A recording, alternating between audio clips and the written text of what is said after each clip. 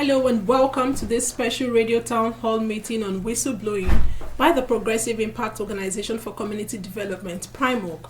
I am Adelbi Obiabumo, the program manager at PRIMOG.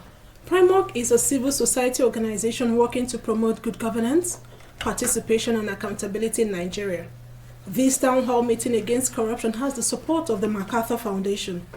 Today's program has brought together resource persons who will examine the impact of federal government's whistleblowing policies since inception in 2016, the inability of same government to strengthen the policy with a legislation, and the dangers of more Nigerians getting disenchanted and afraid to blow the whistle against acts of corruption. For you listening out there, please remember that you are part of this meeting. You can watch us live on Facebook at Official PRIMOG. The spelling of PRIMOG is PRIMORG. We will give you the phone numbers to reach us in the course of the deliberation. The scourge of corruption has dealt massive blow to Nigeria's development over the years, and there has been severe attempts by past governments to stop the cankerworm of corruption from further manifestation through different schemes and programs. The present administration under President Muhammadu Buhari in 2016 rolled out the whistleblowing policy as one of its mechanisms to discourage fraud, stealing, and mismanagement of public funds. The policy was created with enthusiasm and no doubt there was immediate impact. But 7 years down the line, the steam has gone down. According to an investigative report published by a whistleblowing platform, Corruption Anonymous, the whistleblowing policy has not only failed to meet the expectations of Nigerians, but now endangering the lives of whistleblowers. About 4 months ago, Minister of Finance Zainab Ahmed alluded that the whistleblowing policy has lost momentum due to fears about safety during a Federal Executive Council meeting. The present administration is also blamed for their inability to provide legislation for whistleblowing from 2016 to date. The current administration had over the years said it recovered billions of naira and millions of hard currencies through whistleblowing. And one wonders why the same government should fail to strengthen such a policy. The questions on the lips of many are, why should the whistleblower policy be allowed to become comatose? Who should be held responsible for the current state of whistleblowing in Nigeria? As a citizen, do you have fears of blowing the whistle against corruption, and why? How do you foresee the future of whistleblowing in Nigeria? And where do we go from the point where we are at the moment? You can begin to send your views to 0902-265-6167. That is 0902-265-6167. My guests are eager to weigh in on this conversation, and I have in the studio Mohammed Ashir Baba, Director, Public Enlightenment and Education at the Independent Corrupt Practices and Other Related Offences Commission, ICPC. Godwin Onyacholim, the Program Officer, African Center for Media and Information Literacy, AfricMil. Rafat Salami, former Secretary, Nigeria Union of Journalists, NUJ. Kelvin Fineface, a public good advocate. They're all welcome to the program. If you just joined us, this is a town hall meeting and we are discussing the impact and challenges of whistleblowing policy of the federal government and the need for a legislation. And you're right on time as the deliberations are about to begin. Let me remind you that the Federal Executive Council in December 2022 approved a draft whistleblowing bill which would protect whistleblowers that provide information for government use. Unfortunately, about 33 days to the end of this administration, nothing has been heard of the bills. Hope of getting the bill passed is also completely faded, while citizens continue to grow in despair to expose corrupt deed. We will start the conversation from impact of the whistleblowing policy from inception to the challenges and then the solutions. My guests are passionate, like I said earlier, and very experienced. Let me bring them into the conversation. You're welcome, Mohammed Ashir Baba, Director of Public Enlightenment and Education at the Independent Corrupt Practices and Other Related Offences Commission. Thank you, Adaobi. It's my pleasure. Okay, as an anti-graft agency, the whistleblowing policy means a lot to ICPC. How helpful has the government's whistleblowing policy been to ICPC in getting the job done? When we talk about whistleblowing policy, it's a broad term. People look at view people whistleblowing policy from a narrow perspective, from only discovering money and reporting money and getting a percentage chunk, Many people define or look at whistleblowing policy of the federal government, especially the one domiciled in the Ministry of Finance, as just discovering money stashed somewhere and getting reward for it. That is a very narrow perspective of what whistleblowing is all about. When we say whistleblowing, we mean reporting anti-corruption activities, even if they do not concern pecuniary matters, even if they are activities or actions that mark of lack of integrity, like sexual harassment. You see acts of sexual harassment, you have evidence, you report to ICPC, you have blown the whistle.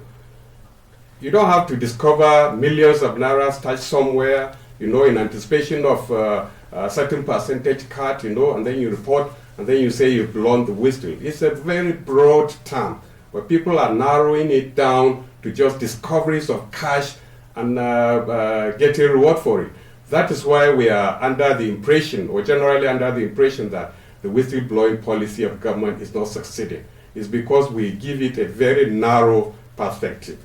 We in ICPC, we receive petitions on daily basis.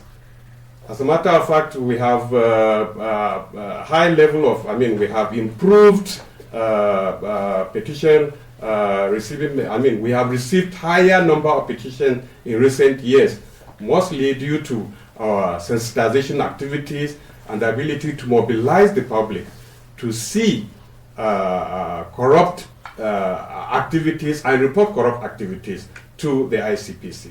The other side of whistleblowing, if it is really not gaining momentum from 2016 that it started, that is discovering funds and getting reward for it, it's probably maybe partly because the whistleblowers themselves, don't keep their mouths shut.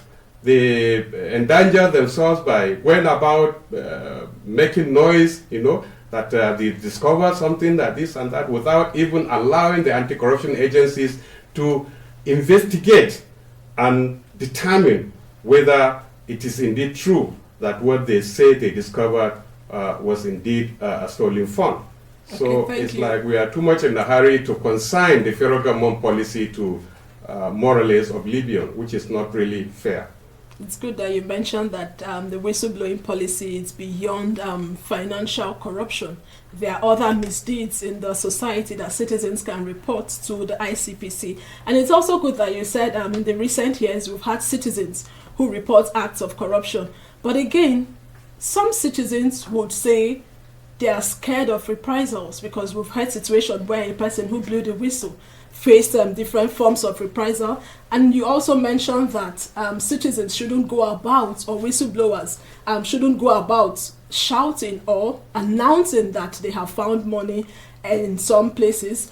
But then, how can citizens report anonymously? Because some other whistleblowers have said that the government agencies where they reported acts of corruption, some of them leaked the information, that is their identity to those who they have, in quotes, alleged to have committed acts of corruption. Fine. The ICPC Act provides for the reporting of corruption either orally or in writing.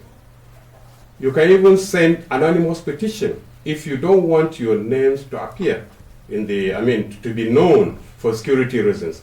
But you have to avail your names and contact details to the anti-corruption agency, that is ICPC, in case we need you for further clarification. So there are many ways you can send in your petition. Either orally, even if you don't know how to read or write, you can come to any of our ICPC offices and you can report your discoveries or your findings, and it is written on your behalf and you thumbprint. And then you can also courier or email or whatever. And you can even use some social media handles that we have in ICPC, like Twitter, like Instagram, like Facebook, We even have the website link under the www.icpc.gov.ng. We have the small talk free line, which is 0800 2255 4272. I will repeat, 0800 2255 4272. That's a 12-digit number. Exactly, 12-digit number. It's 12-digit number. It's not a mistake, actually. This 12-digit number is called the ICPC Smart Toll-Free Line. And this Smart Toll-Free Line is linked to 5 other normal lines that you have, the 11-digit line. This Smart Toll-Free Line is 12 digits, right? It's not a mistake, actually. Okay, so are you assuring the person listening to you, a potential whistleblower, that if he or she comes to the ICPC to blow the whistle, that their identity would not be disclosed? Section 64 of the ICPC Act says that ICPC officers are duty bound to keep or to conceal the identity and the identity of the informant and the content of the information. Okay, good. And any ICPC officer found violating this particular section of the law is liable to jail time for 10 years. Okay. And even when there are video or documentary evidence, that we need to tender in court, and still the whistleblower feels that his identity should not really be known, we request specially the court to give us leave to remove those portion that disclose the identity of the informer, so that people will not know who exactly is the informer. Okay, thank you for that, the person listening. So, but like I was saying, the danger mostly is from the whistleblower himself, who goes about bragging and making noise about it. At times, you would not want to blame some of the whistleblowers because maybe they went to a particular anti-graft agency, reported acts of corruption, and there was no feedback. Waited for some months. The person felt, oh, are you sure this commission or this agency is not compromised? And the person takes the same information to another anti-graft agency or perhaps a journalist. Well, there is a problem of follow-up here. I've just given out numbers, including the social media handles. Is there a feedback mechanism? Yeah, of course there is a feedback mechanism. You can always use these social media handles, also the smart toll-free line, and even a special link in the website to find out what exactly is happening to your petition. All right. Let me give you an example. An NGO recently filed a petition with ICPC. They didn't hear anything from ICPC, and they did not follow up, actually, not knowing that ICPC has gone deep into investigation. They took the same matter to EFCC, only to discover that ICPC had concluded work on that particular portion and had recovered 11 million naira from that particular petition. So there is also the problem of follow-up. Endeavor to also show interest. Don't just file petition and just look away. Exactly. Use these social media handles and the numbers I've just given to find out actually what is happening to my petition. All right, thank you. Let me get to Godwin Onyacholem, who has been working closely with whistleblowers. According to a report published on Corruption Anonymous, the lives of whistleblowers in Nigeria are increasingly at risk. Could you share one example of a whistleblower who is currently facing reprisals as a result of blowing the whistle? Thank you, Adelby. But I think I'll restrain myself from mentioning name because this person is still in service. Now, you said one. There are several of them, but you said that could have talked about, but all of them are in service now and suffering one form of punishment or the other as a result of trying to ensure that the organization is run on the basis of integrity. So there are a lot of them. Although Section 12 of the whistleblowing policy, it stipulates protection for whistleblowers. It's there in the whistleblowing policy itself, section 12, that those public servants who are facing all kinds of, victimization as a result of making disclosures in their institutions, when they face punishment, this section stipulates provision for them. But then it's just there in the policy, there is little or no provision for anybody. So people are just... So despite people the are sections in the suspended. policy, people still face Yes, reprisals. people are... there are some who are on suspension without pay. There are some who go to work, but the salary is withheld. There are some who, outright sack, that you are working on. So there are all kinds of violations, then coupled with intimidations, threats, and, issues like that. And we are thinking that if there is, because it's a policy and then nobody is really, you can't begin to say you want to challenge a policy. If it's a legislation, you can say on the basis of this, if there is a legislation that stipulates, makes provision for protection for people who suffer, reprisals as a result of making disclosures, blowing the whistle. If there is a legislation that stipulates protection for such category of persons, then you can begin to say we want to challenge, and then you can.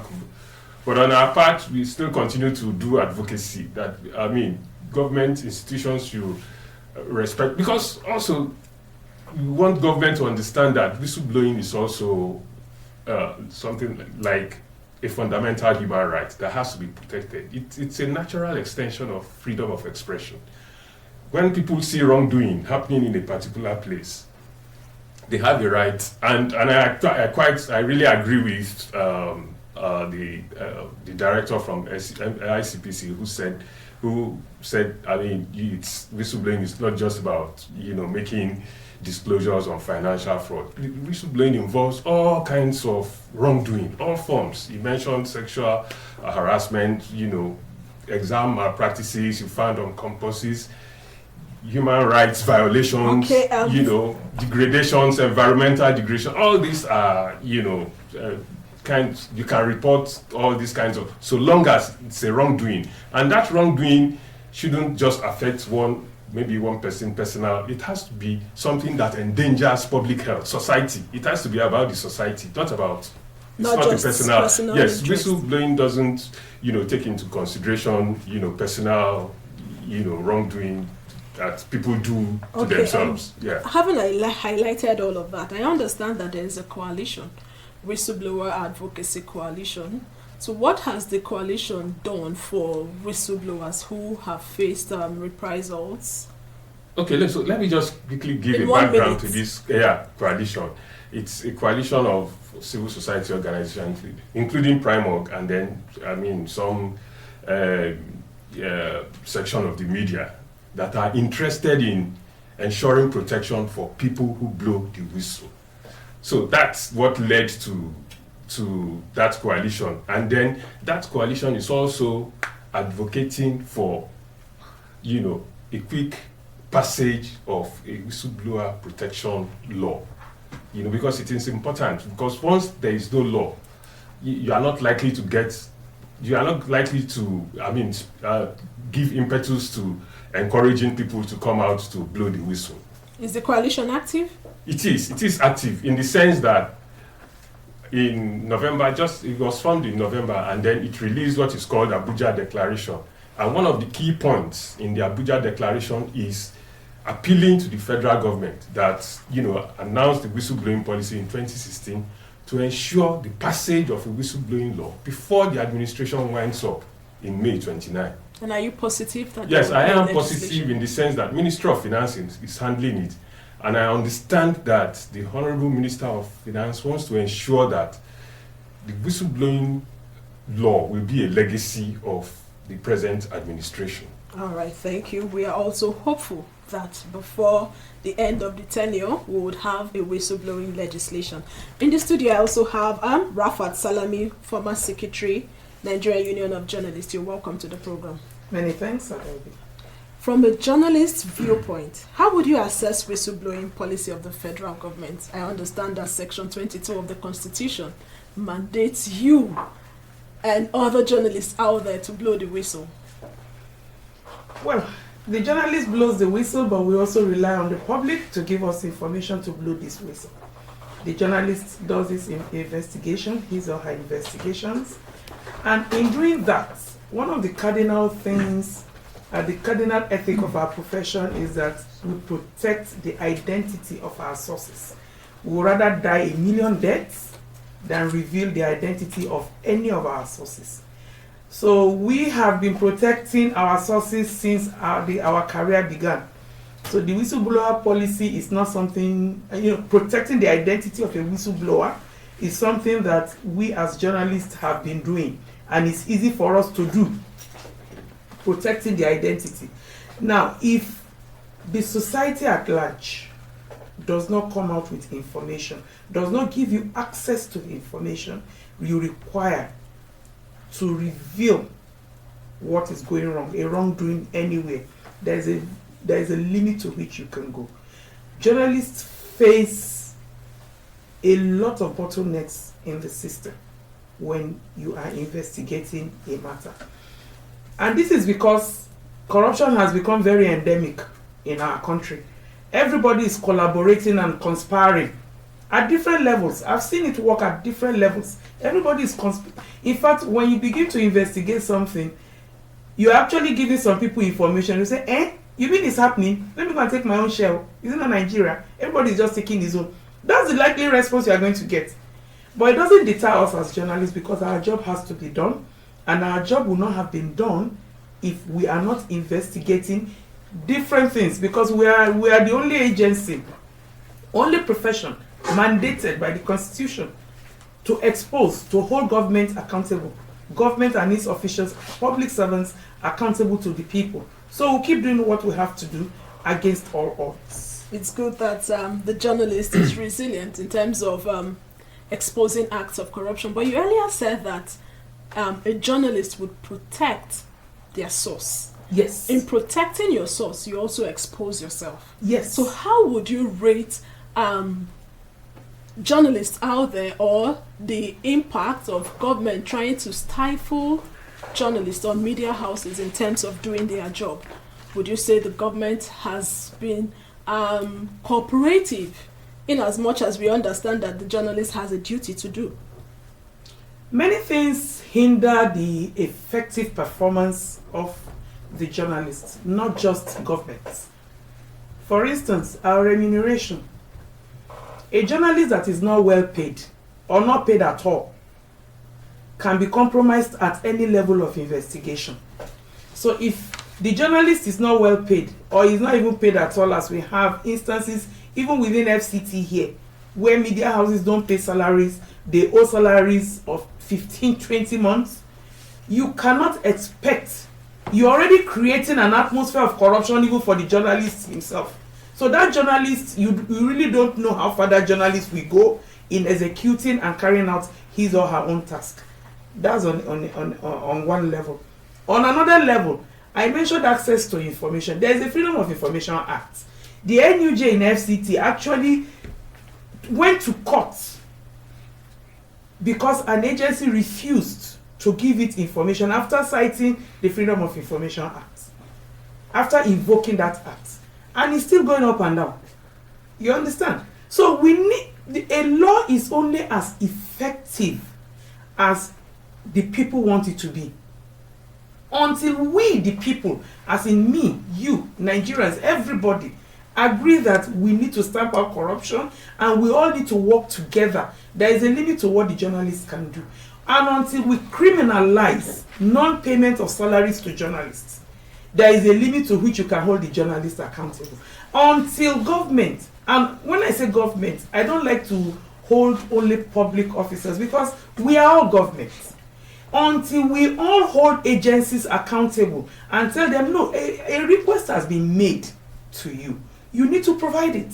Okay. And stigmatize and ostracize those who refuse to comply with government directives or all the stipulations of the law, there's a limit to which we are going to go. So my thinking is all of us must decide, must be very deliberate and intentional in making a decision that we must stamp out corruption and we must play our part and be collaborative about it. Thank you for that. There's a limit to what a journalist can do. We must all play our part. So for you listening to me, you are a part of this effort in order to allow the journalists do their job. Perhaps you're afraid or you have information but you don't know how to go about it. You have heard the ICPC and you have also heard the journalists. The ball lies in your court for you to blow the whistle. I would open the phone lines while I bring in my other guests. As a citizen, are you afraid of blowing the whistle? And why? We want to hear from you. And how do you view the future of whistleblowing in Nigeria without strengthening it through our laws? I would like you to call in and weigh in on the conversation.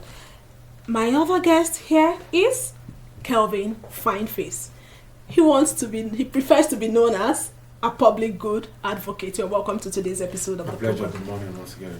You've heard what Salami Rafat said, that there's a limit to what a journalist can do. The onus lies on everybody, citizens. So how would you respond to the public insinuation that the whistleblowing policy of the federal government has become comatose? Well, listening to Alhaji Baba, he actually aptly put that out. The conception and the perception of the citizens about the whistleblowing in the country has been limited to just blowing where stash of money is kept somewhere, by someone perceived to be corrupt or some family member or friend who had refused to dole out, much resources that you perceive that they have. And we saw some successes with that, at the early stage. We also saw this challenge that actually came with that, where the government also find it difficult to also pay a part of the 5%. And so one of the things we find happening in the country is that policies are oftentimes, presented with high hopes, poorly implemented, and oftentimes dies more like a natural death. I was shocked to hear from the ICPC rep, the things he said, and I'm like, these things are there, and we're not well educated about them. Shocked in the sense that a lot of Nigerians, I believe, majority of Nigerians don't know the much that he actually explained in that short time that he had. It also broadens my understanding, to some point. Yes, I know whistleblowing is not limited to financial corruption or misappropriation, that I would like to call it, or whistleblowing entails any act of corruption. But what are we doing to look at the basis for which we're having corruption? A lot of people don't understand that corruption is a byproduct of nepotism. And so once any system, any given establishment has high level of nepotism, then you find corruption, which comes as a result of cronyism, because once you put nepotism in place, then cronyism comes in. Once you have cronyism, then you now begin to find financial misappropriation or job, corruption and all the other bodies that comes under it. So when you look at it from that perspective, you think not only the government, the media is also supposed to be responsible, because the media is supposed to be the fifth realm of the estate, right? And so if you are that columnist that's supposed to do that, what are we doing to educate? The fifth or the fourth? Okay, the fourth. Sorry. I think the fourth. Excuse me. If you're that, what are we doing to educate the general public? Are we enlightening them? Yes, government have establishment responsible for enlightening the general public, like the NOA. Do they have that funds? And if they don't have the fund, are the media people asking the right questions to know why they don't have the fund? If they do have the fund, are they investigating to know that the funds given to them are well utilized? So those factors are there. Then what are we doing with our educational system to ensure that from primary school, pupils are taught the importance of holding, government or the system to account? What are we doing with our family value system? I grew up in a home where my late dad would oftentimes sing a song. If you want to become a better man, you must be, good as a better boy. Many are the labors of the boy want to become a clever man. You actually put labor. So we actually saw the need to work hard to earn our living. And we also grew up to know that truth is always the bedrock of any given strength that you must have. So do we have such family value has a role to play here? Yes, a major role to play. In very major way.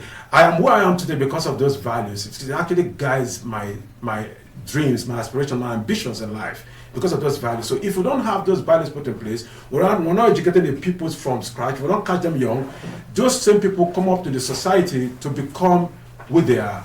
Why do we have a government system that has failed to have the right remuneration put in place to ensure people who are recruited professionally so, and also are rewarded accordingly?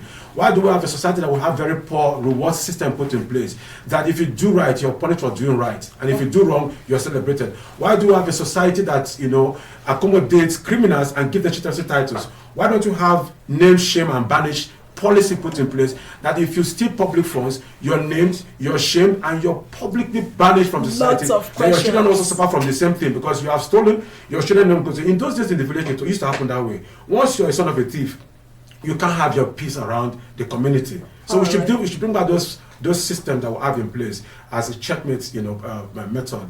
All right, to thank change you things. so much, Kelvin Fineface. Lots of questions, and why is that? In your opinion, how do you think the unwillingness of citizens to report acts of corruption would impact on the campaign against corruption? Well, if we look at today's reality as regards social media, I think when I mentioned the fifth estate, that was actually going to be referring to, because the social media today has taken over the job of the mainstream media. You see a lot of, and there's a lot of fake that comes with it. That is because people in government or those responsible in disseminating the right information are not doing so. In the absence of concrete, consistent information to the general public, they will generate their own information. So when the people are not given the right reward system put in place, then you find out that the general public will be tired of doing this. I'll give you an instance. I used to work in this, with the government before. There are times where you file in a report that concerns national security, but because of certain vested interests, those reports don't go anywhere. In some cases, you're haunted for going to investigate to have such kind of report.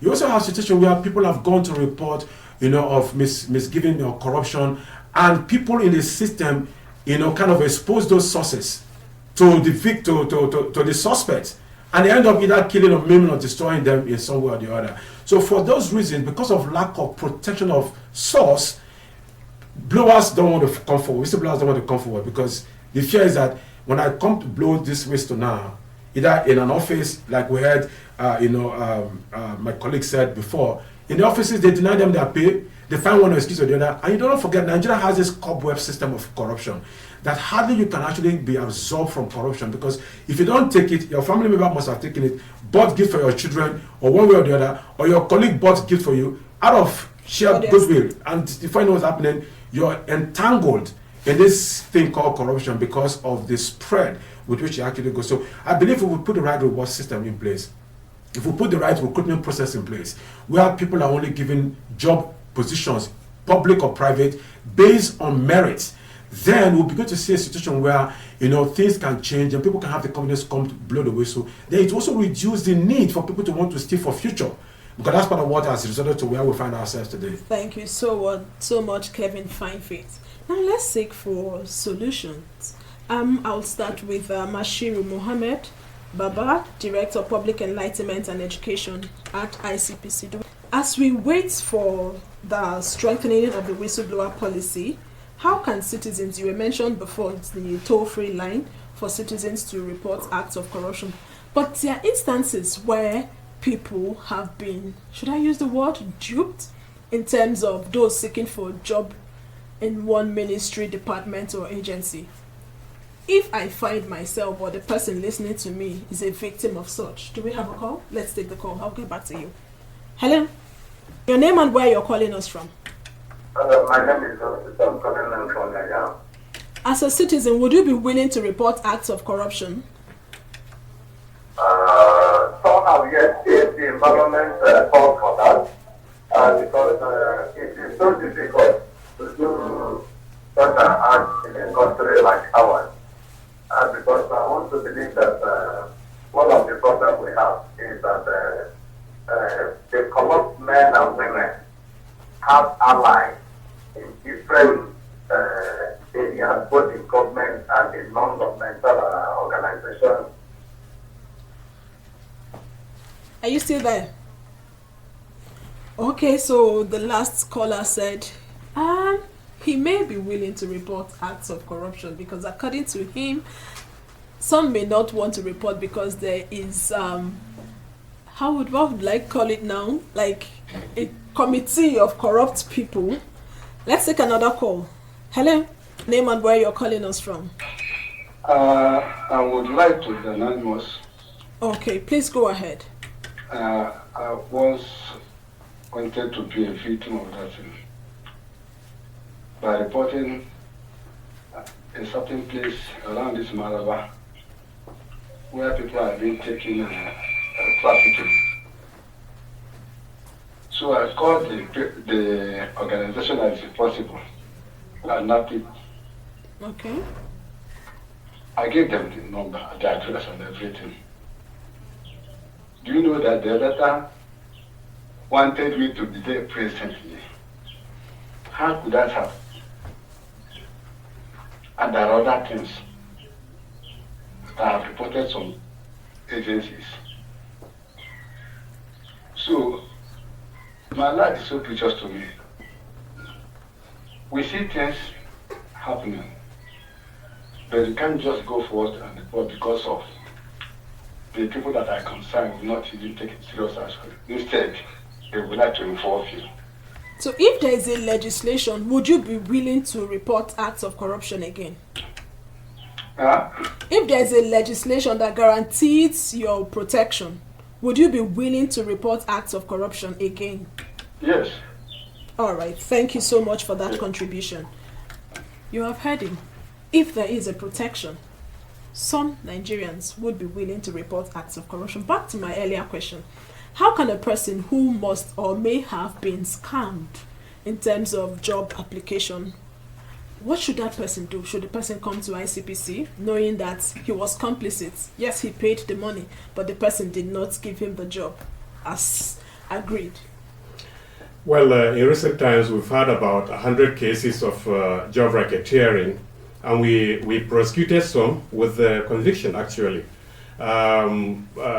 So before, we used to return the money to the person duped, but now we've stopped. Now we return the money back to government because, I mean, like you say, the person duped is also an accomplice. And we keep sensitizing the people and warning them not to fall prey of people who claim that they could offer a job, and then collecting money from our place citizens. We've had, like I said, about 100 cases like that, and we've been investigating and even prosecuting with a good number of convictions. But if you allow me to carry on talking about solution, like you say, yes, please. In your opening remarks, you said failure or refusal of government to legislate on whistleblower policy. I think that is the wrong impression. Government has not failed or has not refused to legislate on whistleblower policy. Because of the attendant danger in whistleblowing, like the past caller said, we, ICPC actually, and now, of course, all other anti-corruption agencies recognize the fact that, of course, there are some dangers in it. So it's a job for the courageous, but then government has been putting in place an executive bill. They're almost done with that. Pulling resources from all the anti-corruption agencies and other relevant organizations in order to pass to the National Assembly to legislate and produce a bill an executive bill on whistleblower protection. In addition to that, ICPC is also working on internal mechanism in order to protect the whistleblower, in addition to Section 64, like I said, which provides for 10-year jail term for any ICPC officer found to have disclosed the identity of the informer and the information. And what we are looking at is the possibility of providing a safe house for the informant whose life is in danger, and giving him pseudonyms like is done in the United States of America and some other enclaves. So on and so on. So many other aspects, that will guarantee the protection of the whistleblower. I would ask you again. If I report, or the person listening to you reports acts of corruption, are you assuring us that the ICPC would protect that person? Protection as in not disclosing the identity of the informer and the content of the information. And the informer himself owes himself a duty to keep his mouth shut. Otherwise, he will be the one to put himself in danger, even when we are trying to protect him. Yes. Okay. Whistleblower, according to my guest, you should learn to keep your mouth shut. Godwin Onyeachole. After blowing the whistle. Definitely after blowing the whistle, not before. Right. Do we have a call? Okay. Godwin Onyeachole. What would be your advice to that person listening to us at the moment who is currently facing reprisal, or the person who wants to blow the whistle on corruption, who may be scared? Well, the first thing we let potential whistleblowers know is that it's a dangerous venture, and then that there is no guarantee for zero reprisal, which means that there is no guarantee that they won't retaliate against you. That's the first advice we let people. We advise them that this is what you got to know the implication of what you want to do. Yeah, so you want to expose corrupt practice, and keep it in mind that there might not be, but there is also the chance that there could be retaliation. So we let people know that they could come against you. So, and then we also encourage them to go ahead, because in whatever form, if you blow the whistle and then you are facing reprisal, and then you happen to come in contact with us, we will try as much as possible to ensure your protection by you also getting in contact with other partners who are also in the practice of ensuring protection for people. Like for instance, we work with organizations like Amnesty International, SERAP. We have a collaboration with SERAP who can litigate on your behalf pro bono. Okay, I was going to ask you if there's a provision for pro bono services. Yes. So that exists. Well, we encourage people, because government can't fight corruption alone. Citizens, and that's what warranted whistleblowing, and this is the first time the government is doing it, inviting citizens to join in the fight. If citizens don't join in the fight, government won't be able to fight corruption, because you have to make reports. You have to report. If you don't report corruption, you need informants. Yes, you have to inform. You have to report. But government also has a duty to protect that person that has made the report. All right, thank you so much, Godwin Onyeachole. Let's get to Rafat Salami. What would you say to that journalist who is not up to continue reportage of corrupt acts? Perhaps the person must have faced one form of reprisal from the government, and the person is not willing to continue. What would you say to that person listening to you? Let me let you know that no journalist ever backs down from his or her job, regardless of what we face. We have gone to prison, we have been detained, we've been arrested, we've been beaten, our equipments have been broken, and we are still on the job. No journal, we don't quit. We don't crack, we don't quit. We are on. And I want to appeal to anybody who sees anything and does not know who to talk to. Please call a journalist, talk to a journalist. A journalist will wear your face and pursue it. We take on the gap of anybody. If somebody is like the man who saw something and called an agency and felt the agency didn't do well, please call a journalist, call me. I'll gladly wear your face and go there and say, I am a journalist, I am investigating something. And if I know that, I know how to do my job if I'm doing an investigation. And we'll bring it out and it will be resolved. That even that agency will put them on the hot spot for not doing the right thing when they are supposed to do it. So please call a journalist. We are on duty 24/7. We don't close. Thank you so much for that reassurance. Call a journalist. If you don't know how to do that, you can reach us at Primorg and we will connect you to a journalist who will do the job. Again, I have Kelvin Fineface. In 1 minute, what would you say to the government in terms of, that is the National Assembly here, in terms of getting the whistleblowing legislation? Well, if I need to talk to those in National Assembly, I need to talk to myself as a citizen. And I also need to talk to every electorate that is eligible to vote. Let's be sure that those who are sending into the National Assembly are those who truly will represent the interests of the commonality of Nigerians. The most important thing that we have actually failed to take advantage of is the importance of the voter's card. And so for those that have not been privileged to want to go serve us in the 10th National Assembly, we hope that they will see to the need beyond self and ensure that the act is passed. So we have a law that can truly help the system to grow, and every whistleblower will have the confidence to do so.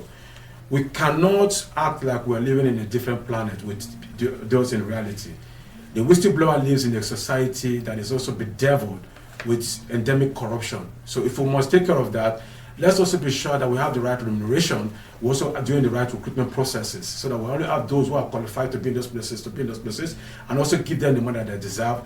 And every human being, like you said, journalists do the work 24/7, yes, but we also have seen where they also compromise also. So the reason why they are compromising is what we should be focusing on how to handle and punish those who do wrong appropriately without any sentiment. Okay, that would be another topic for discussion on another day. Thank you so much for that. The calls are buzzing, but unfortunately, our time is almost up. I may not be able to take any more calls, but you can always send your messages to us at 0902 265 6167. You have heard my guests. We need to continuously blow the whistle against acts of corruption, because when you look at the negative impact of corruption, it affects you and I, it affects our country, it affects our image in the larger society. So we need to blow the whistle. And we have come to the end of this special radio town hall meeting on whistleblowing and whistleblower protection, where we'll continue to advocate and appeal to the National Assembly and the Presidency to get the whistleblowing legislation before their tenure expires. We appreciate our guests, Alhaji Muhammad Ashiru Bawa, Director of Public Enlightenment and Education Department at the Independent Corrupt Practices and Other Related Offences Commission, ICPC. Godwin Onyacholim, Program Officer at African Center for Media and Information Literacy, AfricMU. Rafat Salami, former Secretary, Nigeria Union of Journalists, and Kelvin Fineface, a public good advocate. You can send if you have a message for us or you want to react to what you heard on this program, please reach us on or 0902-265-6167. That is 0902-265-6167. Or you can contact ICPC on their phone line 0800 call ICPC 0800 call ICPC or 07056990190. Or you could send an email to info@icpc.gov.ng. That is info@icpc.gov.ng. This town hall meeting is supported by the John D. and Catherine T. MacArthur Foundation, committed to building a more just, verdant, and peaceful world. Get more information at the foundation at its website, macfound.org. You will be duly informed when next we have a town hall meeting here. Please follow us on all our social media platforms at Official Primorg. To get timely information on our activities, visit our news website, primorgnews.org, for all the details of our reports and interviews. Visit our website, www.primorg.org, to get all the information about Primorg. And many thanks to the Primorg team for their wonderful work. The executive producer of this town hall meeting remains Okiria Agbasuremi. Don't fail to report corruption when you see it or encounter it in any form. I am Adobe Obiabumo. Stay safe.